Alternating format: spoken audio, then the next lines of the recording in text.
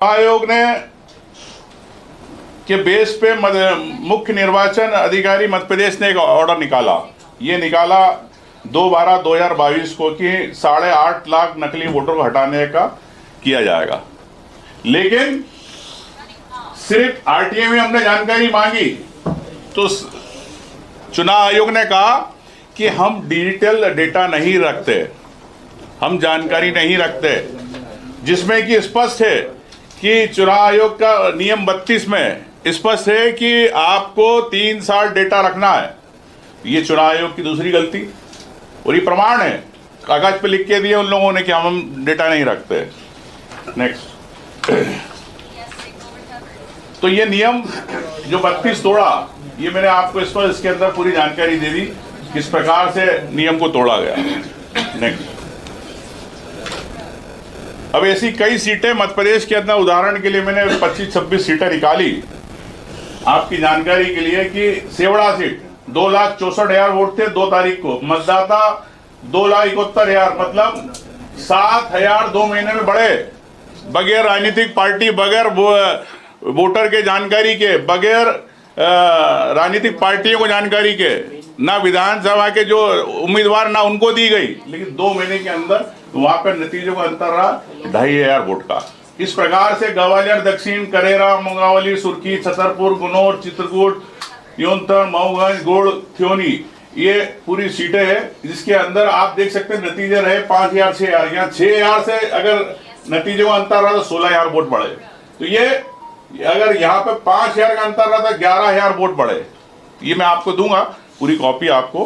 तो नेक्स्ट, ये सब सीटों की आपको मैं जानकारी दे रहा हूं कि किस प्रकार से चुनाव आयोग ने जो वोट बढ़ाए किसी को जानकारी दी नहीं। नेक्स्ट, अब आप जानते हो कि अभी कल परसों प्रेस कॉन्फ्रेंस हुई, वो प्रेस कॉन्फ्रेंस के अंदर स्पष्ट रूप से ज्ञानेश कुमार जी ऐसा लग रहे थे कि भारतीय जनता पार्टी के एजेंट है कमिश्नर। जिस प्रकार से बोल रहे थे कि सीसीटीवी की हम जानकारी नहीं दे सकते, पोलिंग पे जानकारी, भाई जो पब्लिक डोमेन पे है, आप वोटिंग करा रहे हो उसको आप क्यों नहीं दे सकते? तो ये कई चीजें हैं। तो मैं समझता हूं कि चुनाव आयोग संवैधानिक जो उसकी ड्यूटी है उससे भाग रहा है। नेक्स्ट,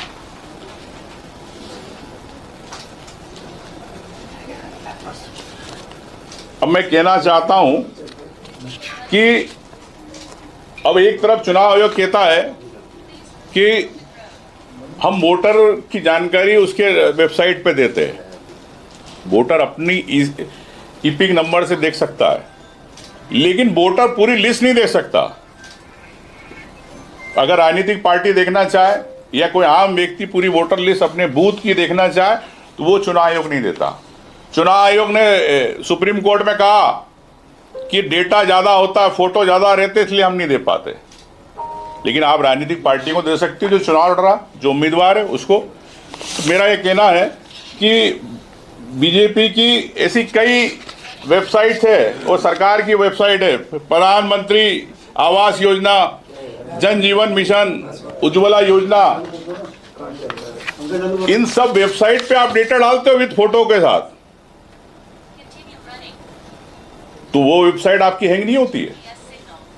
आप चुनाव आयोग के लिए जब आम जनता वोट डालना चाहती है तो उसको विद फोटो आप देना नहीं चाहते हो, तो आप आपकी ब्रांडिंग के लिए जितनी की योजना है उन वेबसाइटों पे आप डल जाते हैं फोटो, लेकिन चुनाव आयोग वोटर लिस्ट नहीं देना चाहती। तो ये आपने कई बार देखा कि अभी किस प्रकार से बंद की जा रही है वेबसाइट है। दूसरी बात, हमारी स्पष्ट रूप से इसमें मांग है कि सरकार वोटर लिस्ट को फ्रीज करे, कि जब आपने दावे आपत्ति का दिन आखिरी दिन होता है, जब उसके बाद जो फाइनल सूची बनती है पार्टियों को दिखा के,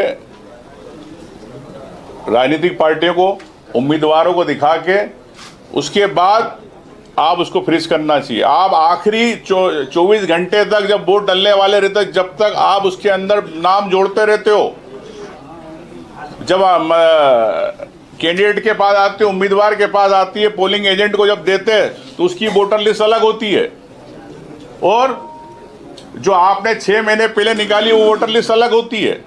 कई नाम डिलीट होते हैं, तो वहाँ पे पीठासीन अधिकारी कहता है चुनाव वाला कि भैया ये नाम नहीं, वोट नहीं डाल सकता। तो मैं आपसे कह सकता हूँ कि किस प्रकार से भारतीय जनता पार्टी ने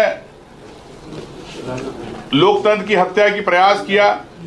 रीडेबल फॉर्मेट आपको देना नहीं चाहती, एकदम आप डिजिटल इंडिया की बात करते हैं, लेकिन रीडेबल फॉर्मेट आप क्यों नहीं देना चाहते हो। तो इस प्रकार से भारतीय जनता पार्टी ने प्रदेश में किस प्रकार से यहाँ सरकार बनाई, और मैं कह सकता हूँ कि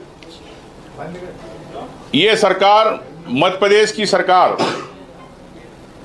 सिर्फ और सिर्फ चुनाव आयोग के कारण बनी है, जनता के जनादेश के कारण नहीं बनी। ये मैंने आपको प्रमाण दिए है कि अब चुनाव आयोग बड़ी बड़ी प्रेस कॉन्फ्रेंस कर रहा है, लेकिन जो आपके लेटर निकाले, क्या कमिश्नर, इलेक्शन कमिश्नर, क्या ये लोग, इनकी जवाबदारी नहीं है? क्या इनको इस्तीफे नहीं देना चाहिए?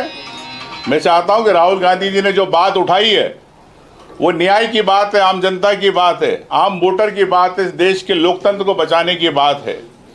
तो राहुल गांधी जी अपनी बात पे अडिग है, लेकिन चुनाव आयोग जिस प्रकार से हेराफेरी करता है और हलफनामे की बात करता है, माफी मांगने की बात कराते हैं राहुल गांधी को, मैं कहता हूं चुनाव आयोग को माफी नहीं मांगे, अब चुनाव आयोग तो तीनों कमिश्नर इस्तीफा दे। आपने ये लेटर निकाले, इसके अलावा मैं आपको एक और लेटर बताना चाहता हूं कि एक लेटर और निकाला इन्होंने, सेम लेटर ये निकला है, ये भी 9 जून का। इसमें लिखा है एक्सेप्ट छत्तीसगढ़, मध्य प्रदेश, मिजोरम, राजस्थान, तेलंगाना, इनको छोड़ के सेम यही भाषा, यही चीज कि किसी को नहीं दी जाए, ना वेबसाइट पे डाली जाए, ये भी चुनाव आयोग ने निकाली है। तो चुनाव आयोग के ये कागज, ये प्रमाण क्या गलत है? इससे स्पष्ट होता है कि आप खुद ही चोरी करवा रहे हैं वोटों की, आप खुद ही वोट बढ़वा रहे हैं, लेकिन आप देना नहीं चाहते। यही मैं आपसे कहना चाहता हूं कि इस पे भारतीय जनता पार्टी को तत्काल एक्शन लेना चाहिए और चुनाव आयोग को अपने राहुल गांधी जी से अब माफी मांगना चाहिए। एक